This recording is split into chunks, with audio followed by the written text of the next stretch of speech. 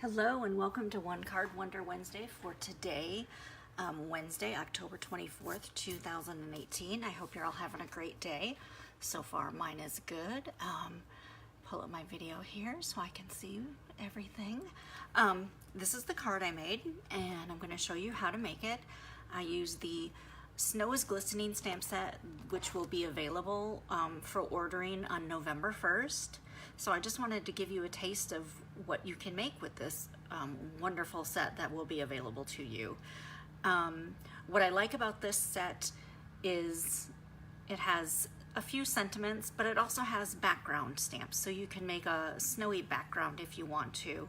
This tree is really gorgeous, stamped and embossed with embossing powder or anything like that. It's just an all-around great set. Now, along with the Snow is Glistening, they're also going to be selling this Happiness Surrounds. And the beauty of these sets is that they both coordinate with the thinlits that go with it, and that is the Snowfall thinlits, and I'll show you those in just a couple of minutes. But for now, I'm just going to set this stamp set aside. I'm going to move the card over so it's just out of the way so you can still see it, but it's over here. And I'm going to get, actually I'm going to move it a little bit more. I'm going to show you the first thing with cutting using these dies with the Big Shot, but using the precision base plate. Okay, so you have your Big Shot, and I've got my precision base plate, which is this metal plate. And you cut on this side of it. The other side has, I'm going to pull that apart. You got to be careful you don't pinch your fingers. I'm just going to flip this over so you can see. It has your directions on how to put everything together. But I connect mine to my magnetic plate just because I like to keep it there. But you got to be careful not to pinch your fingers in between because this magnet is very strong.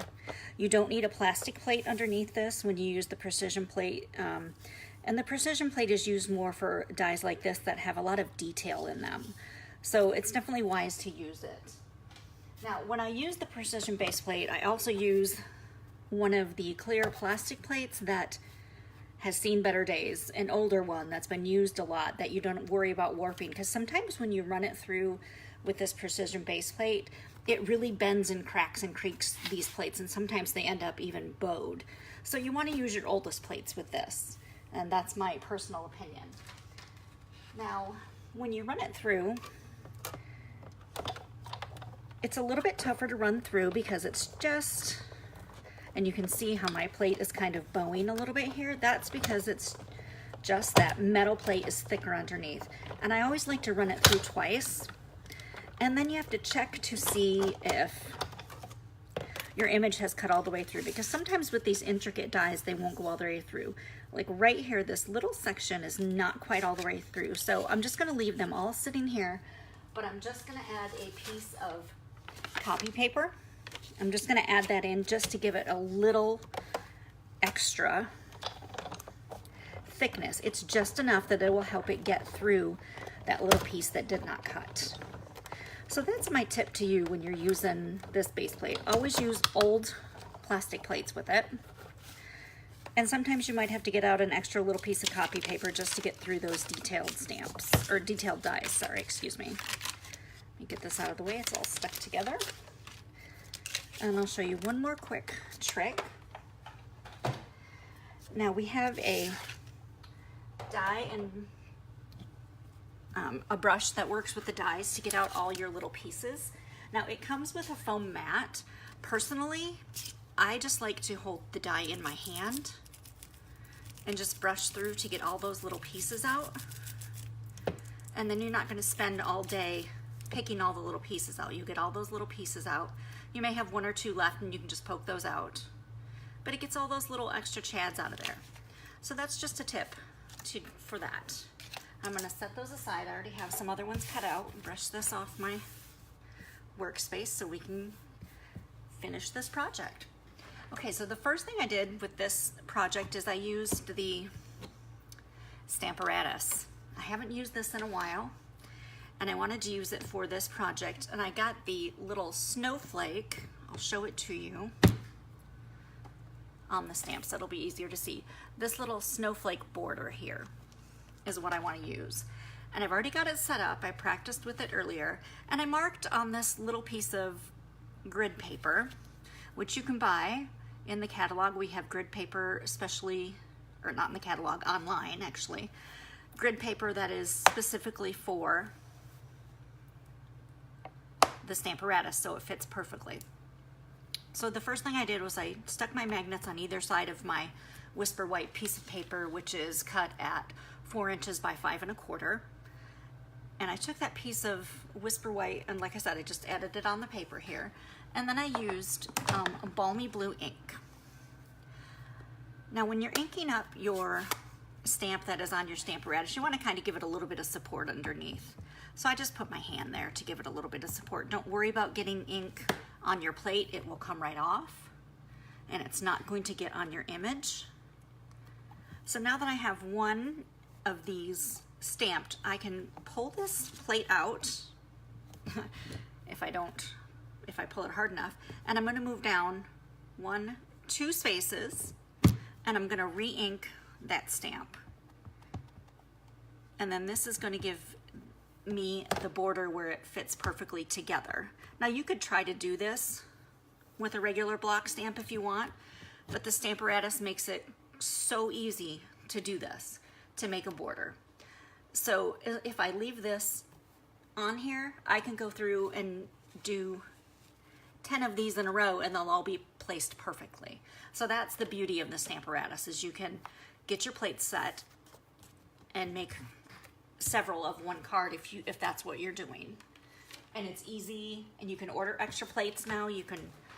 So you can have them set up if you're wanting to teach someone how to make something, or you just are making a bunch of cards for your Christmas cards.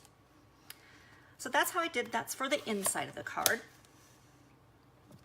And the next thing I did was I ran another piece of Whisper White paper using the Softly Falling folder.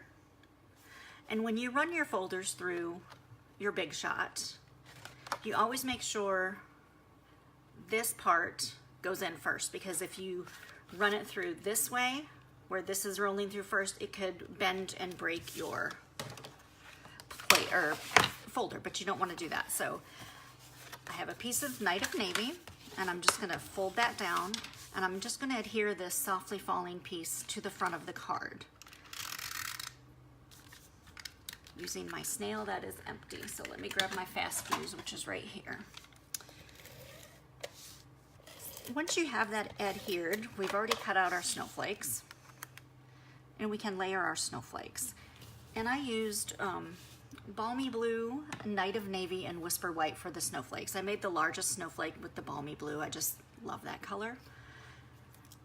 And I'm just going to lay it on here. I'm not connecting it to the card yet, but I'm going to use some Tombow glue to layer the snowflakes together. Hi Lisa Marie, how are you? And I'm just going to put some small dots around here, and it looks like I bent one of my little snowflake tines here, but he'll be all right. And then just glue it on where you want it. The beauty with Tombow is you have room to wiggle it around a little bit if you need to. And then I did the same. I just put one little dot on this Whisper White snowflake that we cut out, and I just put that in the center. After I did that, I went ahead and I wanted to give it a little bit of sparkle, so I added a rhinestone to the center. Now, this card, we're also going to be adding one of the Snowflake Trinkets that comes in the products that are going to be available on November 1st, the Snowflake Showcase. You could also take one of these if you wanted to, instead of using this little white one, or in addition to, you could add that to the center of your snowflake if you wanted. I just want to put it off to the side. I don't want one directly in the center. I'm just going to set that aside for now. After that, I took the snowflake, I flipped it over, and I added 3 dimensionals to the back. And the reason I'm adding 3 is because we're going to be using the adhesive from this to add our Silver&Whisper White baker's twine, which gives it just a little more sparkle to the card. I take the adhesive sheets off the back so your adhesive is exposed. And you don't even have to cut a piece, you can just start right on the roll.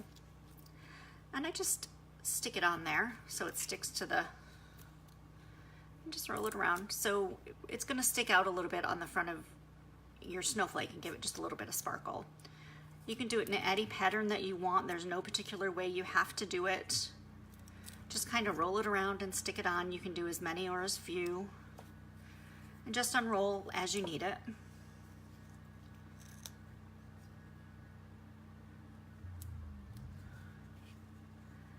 And now this is just a very simple technique. If I could get this to flip, there we go. Wanted it to flip this way so I could get a little bit on this side. A very simple technique to just add just a little something popping out from the back of your dimensional snowflake. And it also adds that sparkle. We'll do one more right here. And then we can cut it off. Once you have that done, you obviously can see I've covered quite a bit of the adhesive. So I added a glue dot to each. If I can get my glue dots. I'm telling you, every time I do live, nothing cooperates. I just added a glue dot right on top of each of these dimensionals and the baker's twine. And it's easy just by sticking them on there and they'll come right off. And that'll give you enough adhesive to make sure it stays adhered to the front of your card. So you can lay it either way. You can lay it this way. You can lay it with these longer tines toward the top if you want. And you can see how you have that really beautiful baker's twine peeking out from the back. And the next thing I did was I took a piece of Whisper White and also a piece of Balmy Blue. The Whisper White is 1 inch by 3 3/4, and the Balmy Blue is 1 1/4 by 4 inches long. And then I trimmed them using the triple banner punch. And then I took the saying from the Snow is Glistening set, sending a blizzard of wishes for a wonderful season, and I stamped that with Night of Navy ink onto the Whisper White banner.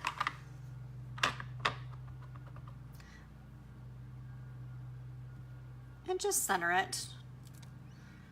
It doesn't have to be, I mean, you can move it off to the side if you wanted to, or if you're gonna add something extra, but I just centered it.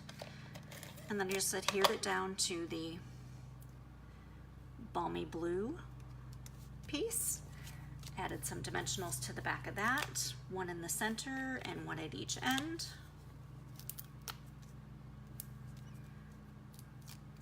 And we'll add that to the front of the card. And then all that's left is just adding a couple of little embellishments and putting our piece of paper on the inside of the card. So now these little snowflake trinkets work great with the glue dots. You can just stick it right onto a glue dot, pull it up, and you have a glue dot attached to the back. And so I just add a little snowflake trinket here on the right. You could put it any corner that you wanted. I wanted it on the right area here. And then go ahead and add some more rhinestones for a little more bling. You can see this pack of rhinestones I'm starting. I don't have any of the large ones left. I have some small ones and a couple of medium-sized ones. So I'm just going to use some of these up on this card just to add a little bit of sparkle, because I think it just adds to the card, giving it just a little bit more sparkle here and there.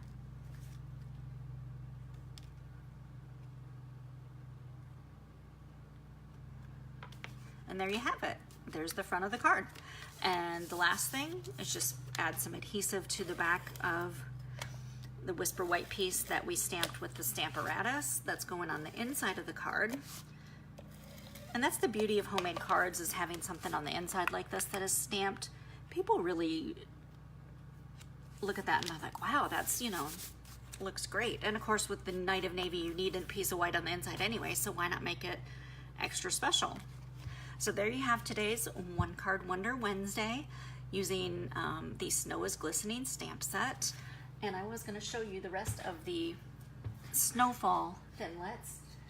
The Framelits that I used to cut the paper are these ones, and of course the big one that's still attached to my Balmy Blue sheet here. But there are several of these that coordinate with the Happiness Surround stamp set as well. So that's why this set is perfect, because you can move these over and use it on the other stamp set. Maybe next week I'll make a card using the Happiness Surround stamp set for my One Card Wonder Wednesdays, so you can see how beautiful cards are made with this set. So I hope you enjoyed today's One Card Wonder Wednesday, and I hope you join me next week. I would love it if you would share my video on Facebook so as many people can see it, and hopefully subscribe to my YouTube channel or join my group on Facebook. I appreciate you watching. Thank you very much. Have a great Wednesday. Bye.